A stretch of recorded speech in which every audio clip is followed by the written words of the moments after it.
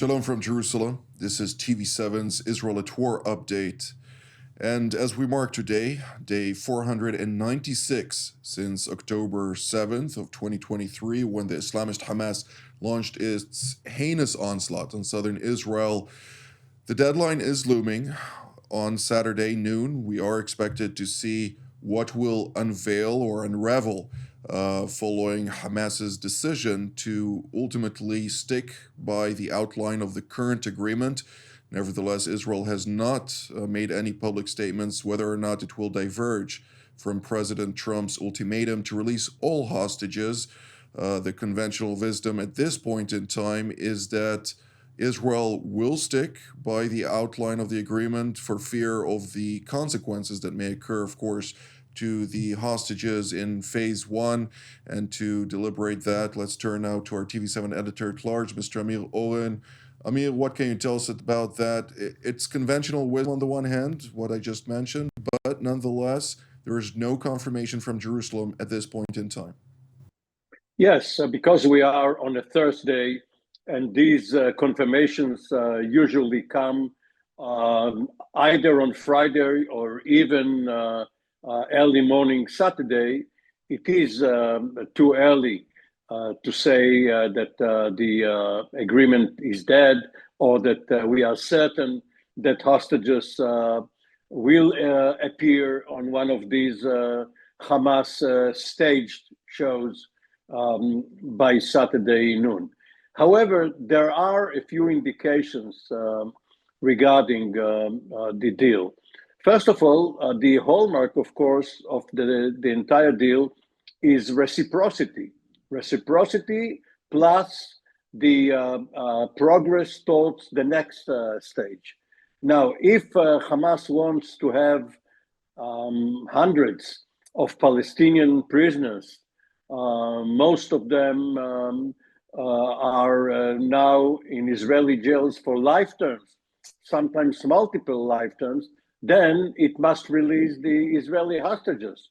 Otherwise, there will be a lot of resentment by the Palestinian prisoners, especially since earlier this week, the president of the Palestinian Authority, Mahmoud Abbas, stopped the payments to families of prisoners as well as to those who were killed during terror acts.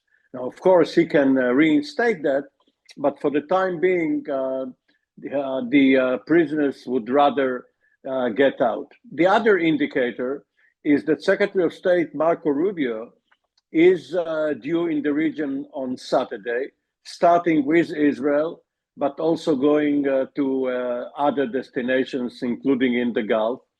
And usually it means that Israel will not initiate any combat activity while a senior American official is here.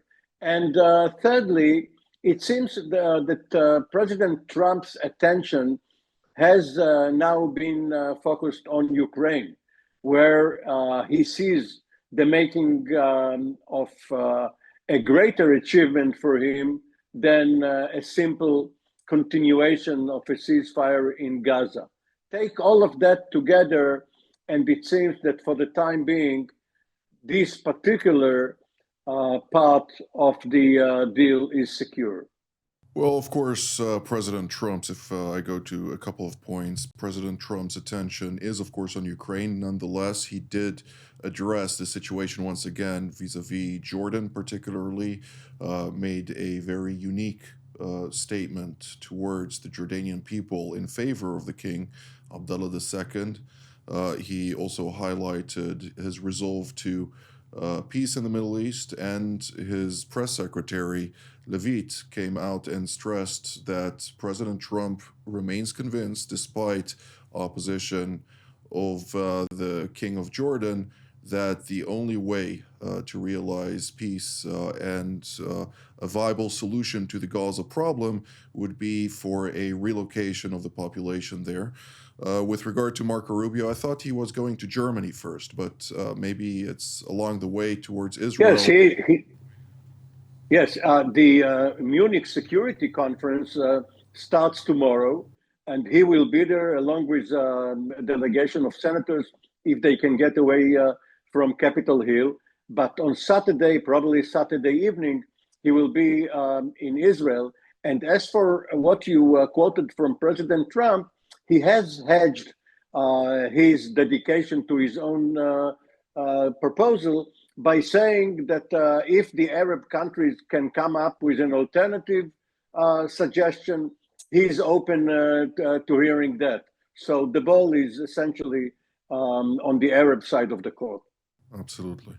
Well, with that, I'd like to turn to Washington, D.C., where we're joined by Ms. Zineb Riboua, a research fellow at the Hudson Institute, where she's also the manager of the Center for Peace and Security in the Middle East. It's a pleasure to have you, Zineb. With regard to the latter point that Mr. Oren made on air proposals for various solutions to the Gaza issue as well as the Israel-Palestinian issue at large. You sat in the meeting at Hudson Institute when the foreign minister of Egypt, Badr Abdelati, visited earlier this week, during the course of which he also addressed the three-point plan that the Egyptians presented. It's not new, but nonetheless, what can you tell us about that, and to what degree are the Egyptians understanding the complexities and the demands from the White House with regard to the challenges presented in the Gaza situation? Well, thank you very much for having me. I would say that from meeting the Egyptians, it seems that they're very much ready to cooperate with President Trump in a sense that they are ready to accommodate, and they are ready to find solutions, to find a way. Although their main point is that it's possible to do all of that without having to go through any type of displacement, and therefore they came up with a plan. I think this is something, from what I understand, they worked with the World Bank on it and so on, so that there is a three-phase type of plan that is gradual and incremental, so that the Gazans have food, medical aid, etc., without having to displace them. And so I think they are trying to be creative and innovative and proposing plans and actively collaborating with Washington in that sense. However, it seems that from the meetings between President Trump and other Arab leaders, that Trump has very much is very much eager to actually conduct some sort of displacement. And I was very surprised today to see that the UAE ambassador to the United States also said that Trump's suggestion is actually inevitable, and that this needed to happen. So we will see, I think, a lot of discussions around that. But I think it's important to keep in mind, despite what you would see in the Arab press and so on, and actually Arab countries are very much united on finding a certain type of solution and working with Trump on that. I think this is a very crucial point that many people miss, since it's very easy now to say that no, they have their own stance, etc. No, I think everyone understands that it's in the interest of every single nation and country to find a durable and credible solution. Absolutely. Well, it is indeed surprising that the Emirati, or maybe not surprising, since they're usually very much thinking outside of the box, the Emiratis particularly, but nonetheless, at one side, you have the Emirati ambassador coming out and stating that Trump's proposal or plan for Gaza is inevitable, as you put it. But on the other hand, you hear the Saudi royal court relaying messages to both the Jordanian royal court as well as the Egyptians, saying that they will not diverge from demands not to displace the Palestinians from the Gaza Strip. It seems like the Arabs themselves are not necessarily aligned on everything in between their own courtyards. Yes, this is something that's been going on since forever, I would say, when it came to Gaza, the possibility of having a Palestinian state, etc. But now I think what President Trump is doing is actually very different in the sense that he's not asking anyone for permission this time. He's not asking anyone what should be or should not be done. He just came up with his own proposal and his own initiative, and it's up to them to figure it out. And I think this is I think it's a very disruptive way of doing it. But at the same time, there is no other way than to be disruptive, so that Gulf countries on one hand, Egypt and Jordan on the other hand, they have to discuss within the parameters that President Trump has already set. And I think this is quite important. The other point I would like to highlight is that it's also very early. It's actually pretty early right now to say what exactly is going to happen. It seems that even on the White House side, they don't have a definitive idea. But I think they're just, as I said, trying to figure out a type of framework for everyone to work on. But I think we should give it a little bit of time and see what is going to come up. Thank you, Zineb. Let's now turn to central Israel, where we're joined by the commander of the Israeli Air Force Task Force for Air and Missile Defense, Brigadier General in Reserve, Doron Gavish. It's always a pleasure to see you, General. I'd like to immediately ask you, since the ultimatum, of course, set forth by President Trump, subsequently also reinforced by Israel's Security Cabinet and Prime Minister Benjamin Netanyahu, that come Saturday noon, they expect to see all the hostages released from Hamas captivity, or else, according to President Trump, all hell will break loose, not specifically defining what that may mean. We do see statements coming out of Yemen specifically, where the Iranian proxy Ansar Allah, dominated by the Houthis or the Houthi tribe in Yemen, stressing that they're waiting for directives from the Islamist Hamas with regard to the resumption of fighting, and they intend to be part of that fight. How is Israel preparing for that? And of course, you being part of the equation in the command with regard to confronting those threats emanating from this territory, what can you tell us about it? Well, indeed, Jonathan, we always talk about that all the plans are on the table and all the options are on the table. And we could say it also here. The plans were in the table for quite a long time. If Israel would have to go in for some reason into the Gaza Strip, how exactly it's going to be done. Of course, those plans are always being finalized, re-looked at, but basically the plans are there, we have to say. And when we're talking about the plans, you're always looking at the offensive ones and also the defensive ones. From the offensive point of view, of course, we're not going to talk about the exact plans here, but we know that this is something that Israel is prepared itself. We've heard our Prime Minister, we've heard the Minister of Defense, and this is what is expected from the military. Same for the defense. The defense is being also planned and designed. When you look on the threats around you, and when we're talking about the threats, Yemen is also part of it, as you just mentioned. But not only Yemen, we have to remember that if something could start in the south part of Israel, that could ignite basically the all different regions or I would say angles of the threat that we are dealing with in the last year and a half. So from a defensive point of view and also from the plans, we have to be ready for the north and for the east and for the Yemen threat and for all of those threats, and of course also from the Gaza Strip.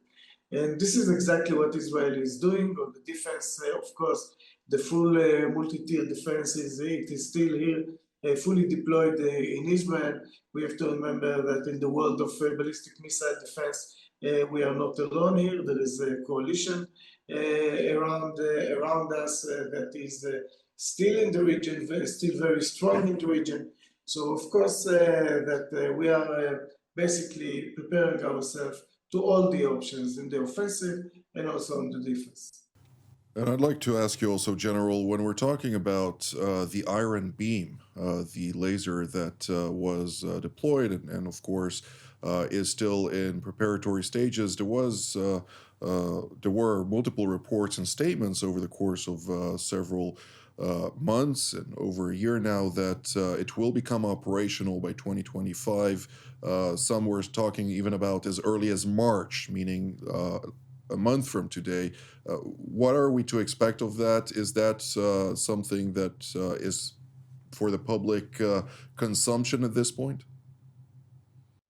Well, when we're talking about this technology, we have to remember that it's been on the table for quite a while, and hopefully, in the next year or so, it will be operational. And of course, this is something that Israel is working on it. The industries, the defense establishment, the military part of it. So this is, of course, something that during war you want to even make things faster. We have to remember that this is a technology that would be really introduced for the first time in the, I would say, on the operational side of it as part of a war engagement. But Jonathan, we have to be ready for doing things for the first time, and it won't be the first time that we are doing things like this. During this war, the first interceptions of the Arrow was part of it, the first interceptions of the Aegis, the THAAD, most of the ballistic missile defense systems were fully operated for the first time during this war. So this would be probably something that we sure hope that until this system will come to be operational, we hope that the war won't be there. But for sure, this is something that Israel is also preparing and continuously building its force and capabilities for the future. And as I said, hopefully we won't need to use it, but this is for sure the next generation of weaponry and capabilities that we are looking forward to have it quite close.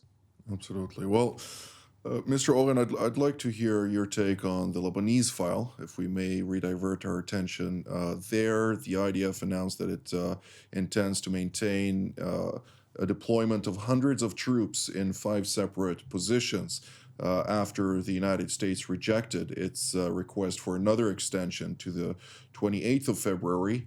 In other words, it means that Israel is set to disengage from Lebanon altogether, except for 5 positions, by February 18th, which is next week on Tuesday. Give us a little bit of an understanding of what are the current complexities when talking about Lebanon. This is a very realistic proposal by Israel, because it means that the IDF is not going to conduct an area defense, only a point defense along 5 points, 5 hilltops or mountaintops, the high ground, and that is for the protection of the so-called Galilee finger, that part of northern Israel which is protruding into Lebanon, sovereign Israeli territory, which is being threatened by whoever controls the high ground on the other side of the fence. Now, we haven't heard any response yet, or any positive response yet from Lebanon, but these are going to be the facts that they will have to live with. Indeed.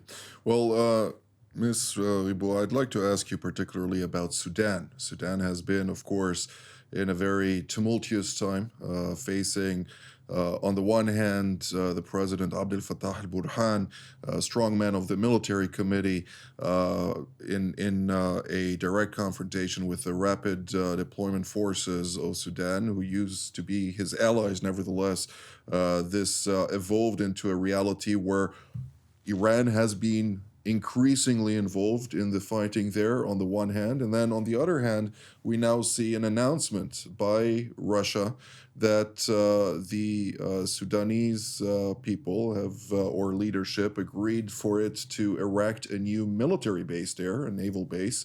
What can you tell us about that? So what I can tell you about that is that the discussions have actually started in 2017, and they've been revived in February 2023. There were already reports indicating that Russia and Sudan signed an agreement in 2019, and that they're already operating in Sudanese ports, but which is very much different from having a full naval base. But there were discussions nonetheless that this was happening and this was taking place. What I find interesting, however, is that it sounded very counterintuitive, right? Because Sudan is in a civil war, Darfur is basically burning, there is a huge humanitarian crisis, but the Russians, despite their failings in Syria, they could not rescue Assad this time, still managed to get this time a really the green light on having a naval base. I'd say that that this is a huge, a game changer, I would say, for Russia in terms of their military strategy. It's the first time that they will have a naval base fully operating in the Red Sea, which will constitute a big problem since they will be able to alienate and enter discussions, etc., with Gulf countries and with Middle East countries. It's extremely also there are also risks given that let's not forget that Putin at some point was thinking about not just funding but also sending to the Houthis weapons through the Red Sea. So now he can actually act on the threats if he wants to. The other thing I would say is that this actually means that Putin is actively looking into weaponizing and taking advantage of every single opportunity to expand his footprint. He's doing that not just on the Red Sea, but he's doing that also in Africa, in the DRC, in Niger, especially in the Sahel. This means that Russia is really expanding, and it's going to be a bigger threat, especially for Europeans. Well, to keep in mind, the Russians have quite the presence also in Libya, where they're backing the Haftar government, or the eastern part of Libya, against the Turkish-backed Tripoli government, which is quite interesting in that context. Of course, AFRICOM, the American military presence in Africa, has been siding with the Tripoli government in order to face off with the Russians for multiple times, also during the increased battles back in the day. But nonetheless, now with the increase in Sudan and, of course, the expanded collaboration with the Egyptians, one may ask to what degree are the Russians really gaining the upper hand when we're talking about the African East Coast and Northern Coast? So we have to wait and evaluate those questions. But General Gavish, last but not least, the Islamic Republic of Iran, we heard Ayatollah Ali Khamenei come and instruct the armed forces, the Iranian military, and the terror group, or the RGC, which is a terror entity designated as such both by the United States, Israel, and others, to expedite and double down on efforts to bolster their offensive capabilities and defensive capabilities. What are we to take out of that? And particularly at a time when there are reports about various American intelligence assessments about Israeli intentions to strike Iran. I mean, it goes without saying that we've been mentioning this quite openly for quite a time, that Israel intends to do so, but a time and place of Jerusalem's choosing. Well, if we are looking back what happened in the last year and a half. We have to remember that Iran attacked Israel twice with the largest ever amount of missiles during a short time. And I'm talking about the history of ballistic missiles against anyone ever. They shot at us more than 100 ballistic missiles on April, and then around 200 on October. So the Iranians are there, and the will, unfortunately, we saw that it is also there. And so when we're looking at Iran, we have to remember that if in the past we were looking only on their capabilities from one side, but we were also looking at their willingness, and I think the overall understanding was that the Iranian will take time until they will attack Israel. Unfortunately, we saw that this is not the case. So when this is not the case, you ask yourself, what are the capabilities that your enemy is holding? And now you have to react toward those capabilities. And this is, by the way, this is true not only toward Iran, this is the lesson learned of Israel toward all our region. So the question is how to deal with it. I think that also President Trump had to say from his strategic point of view what should be done with the future of weapons of mass destruction. From Israel point of view, all the options are there. Once again, all the options are on the table. Everything is being prepared on the offensive, on the defensive, and it's a matter of decision of our cabinet, of our leader. And the last thing that I would add is that we have to remember that also Israel struck Iran, and today Iran is much weaker from the air defense point of view if we compare it to the past, and they should do their own calculation about it. Thank you, General Gavish. With that, I'd like initially to congratulate retired Colonel Joel Rayburn for the announcement of his nomination for the position of the U.S. Assistant Secretary of State for Near Eastern Affairs, which is essentially the number one job at State Department for the Middle East. Of course, a long time panelist of TV7 Israel Deep Dive and our productions here, and a good friend as well. So really from the bottom of our hearts, congratulations. And with that, to also thank General Gavish, Ms. Ribois, and Mr. Oren for all of your insights, and to thank once again all of you at home until our next update from here in Jerusalem. Shalom.